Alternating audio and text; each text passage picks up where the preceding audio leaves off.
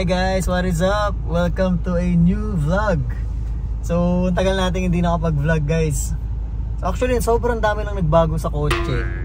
Baka dito pa lang makita nyo na. Pero sa ngayon, meron lang akong special project para sa ating Honda City GN, which is magpapa-repiping ako ng Group M intake natin. So, papunta ako ngayon sa Limitless. Siya yung napili kong mag-repipe or gumawa ng pipings para dun sa intake natin, kasi nagandahan din ako dun sa ginawa nilang piping para dun sa ating axle back muffler nung nagpagawa tayo nun, which is from HKS, which is yung mga napanood nyo sa previous vlog. Kabit ko sa kanila. After that is yung Kakimoto na GT box. So nagandahan ako sa hinang nila, that's why sa kanila ako bumalik para sa intake. So ayun guys, nandito na tayo ngayon sa Limitless Auto Performance dito sa Visayas Avenue, Quezon City. So kanina, ayan, pagdating natin, naka-schedule kasi tayo dito. Better kung may schedule talaga kayo, mag-PM kayo sa page nila. And then ngayon, nakausap ko na yung magwe-welding or gagawa ng pipings para dito sa CTGN natin. So explain ko lang para may idea kayo bakit magpapabago pa ako ng pipings. Naka-bolt on naman ako na Group M intake. So, ito yung, kumbaga kasi ito, sa catalog ng Group M, ganyan talaga siya. So, ang Group M, nakatalikod, para sa Earth Dreams na double overhead cam engine na 1.5 na LZ15B. So, L15ZB. So, para sa Honda City GN. So, this time, medyo nagkalikot ako ng konti, ginawan ko ng paraan. Nagkaroon ako ng battery relocation, or kung di naman relocation, siguro adjustment ng placement or ng base ng battery. So ang ginawa ko, originally yung battery nito nakaganito siya, nakaganyan siya. So wala kang way para ipasok yung intake, or yung intake mo talaga nakatalikod, unless babalik mo siya sa stock na meron siyang sariling airbox and air duct, sariling air duct. So this time ang gagawin ko, ang ginawa ko, in-adjust ko yung battery. So, instead of nakaganyan siya, so ginawa ko, nakaganito na siya ngayon. Bago ko pumunta dito sa Limitless, ginawa ko, sinukat ko muna, binaklas ko yung intake, sinukat ko muna dito. So, this time, ang plan namin dito sa Limitless, itututok na dito ngayon yung intake niya. So, para yung duct ng hangin, ng cold air, diretso agad dun sa intake natin. So, yun yung project natin for today. Gawa natin ang paraan.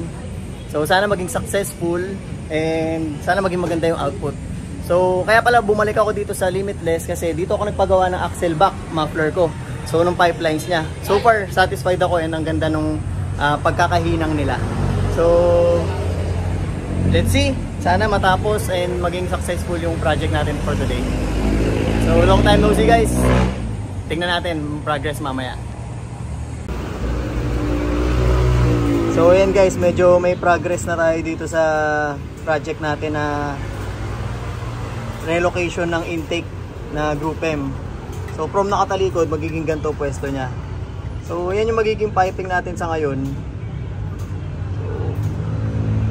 Ito, kumbaga modification talagang pinapairal and yun, diskarte pagdating sa pipelines. So ito ngayon, sinusukat pa lang siya, lalagyan pa lang ng mga spot weld hanggang sa makuha na yung pinakatamang pwesto. Then after that, saka nang aayusin yung mga welding natin. So yan, shoutout kay Limitless. Ganda ng diskarte na dito sa intake pipeline. So ito guys, halos kumbaga nasa 50 to 60% na yung pipelines namin. So ito yung magiging itsura ng pipelines niya. Hindi namin sinunod yung paletter, yung unang plano na parang number 7 o pa-letter U, kasi medyo magmumukhang parang pipings ng tubig. So sa ngayon, ito magiging setup niya. Ayan. So yan yung pinaka-setup niya ngayon. So ipa-final na lang yung mga welds nito, and then titingnan din namin kung saan yung diskarte para sa bracket.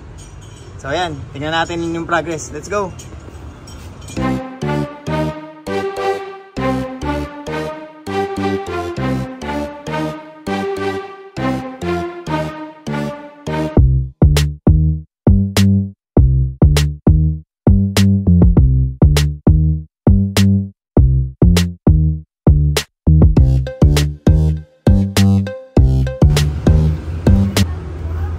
ito na ang progress guys. Ito yung hinang ni Limitless.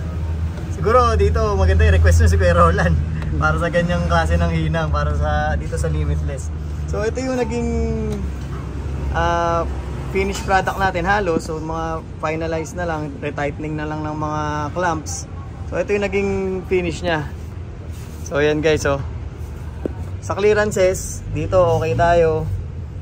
Dito, ayan, oh, ayan ang fitment. And then dito, nandito yung battery cover, saktong-sakto lang rin. So mamaya tingnan natin pag nakakabit na lahat, tas nalinis na namin, natanggal na yung mga protection sa mga tela dito. So ayan guys. Pogi. At least ngayon yung intake duct nya, nakatapat na nakaharap na dito yung intake mismo sa duct. So at least lahat ng cold air kuha niya na lahat. Hindi tulad nung unang design niya na nandun, nakaharap. So yan guys, tingnan natin later pagka natanggal na yung mga covers dito. Let's go! So ayun guys, katatapos lang natin sa Limitless. Ngayon pumunta kami dito sa UP to check din yung engine bay kasi after a short drive. So checking lang to check kung may mga vibrations ba na tinamaan or anything. So buksan natin, tingnan natin yung finished product ng project natin na battery relocation and intake pipeline.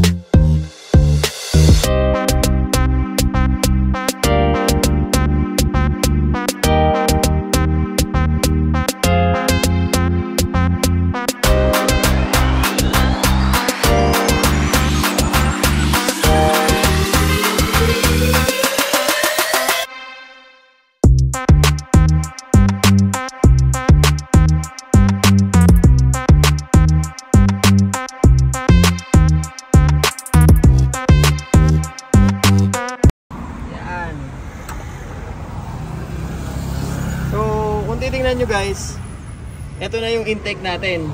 So from before na nandito lang yung pipe nya, and then dito nakaharap yung intake sa likod. So ito na siya this time. So from here nagkaroon kaming elbow. Originally gusto ko sana payu dyan na diretso, pero mas maganda yung naging output nya na nagkaroon na lang ng U dito. Kasi parang pag diniretso natin U, parang na-imagine ko siya as parang tubo ng mga sa tubig sa mga CR natin or sa mga alulod. So yun yung na-imagine ko sa kanya. So nag-come up kami dito sa design na sige, medyo i-bend natin ng konti para mag-make rin siya ng space dito, since dito siya manggagaling para tumapat dito sa intake duct natin. So yan na siya ngayon guys. Battery location from the ganitong pwesto, iginilid natin dito.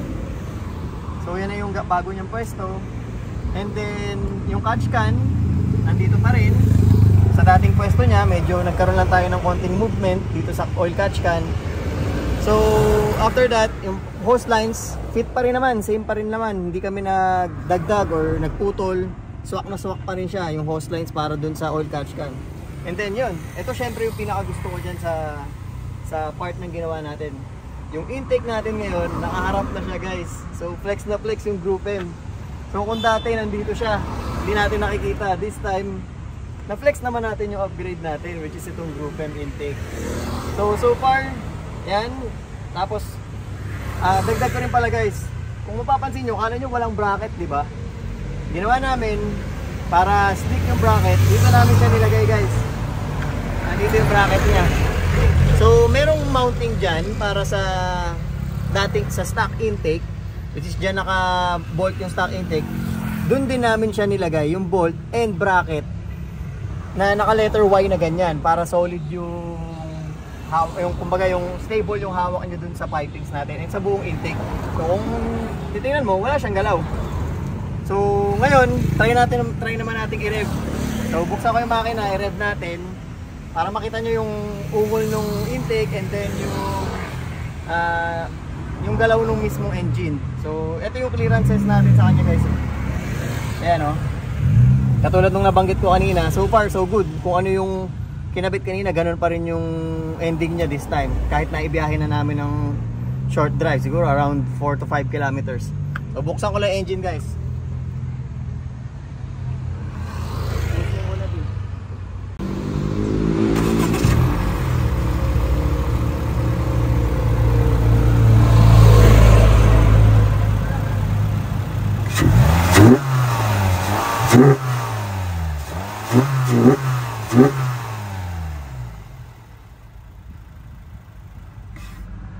So ayun guys, so sana nag-enjoy kayo sa vlog na to.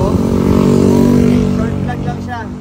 So hindi ko na nakalimutan ko, meron tayong mga ibang parts sa engine bay natin. Siguro next time i-vlog natin siya. So tignan na lang natin.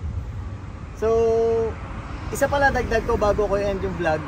Nag-enjoy ako kasi noon nung nakatalikod dun sa original position ng Group M, medyo delay yung hatak niya. So this time, ang ganda na ng torque ulit niya, parang stock na ulit. So yun, plus yun nga, yung udong ng engine bay, solid na solid. So, hope to see you again on the next vlog guys. So ingat, peace out.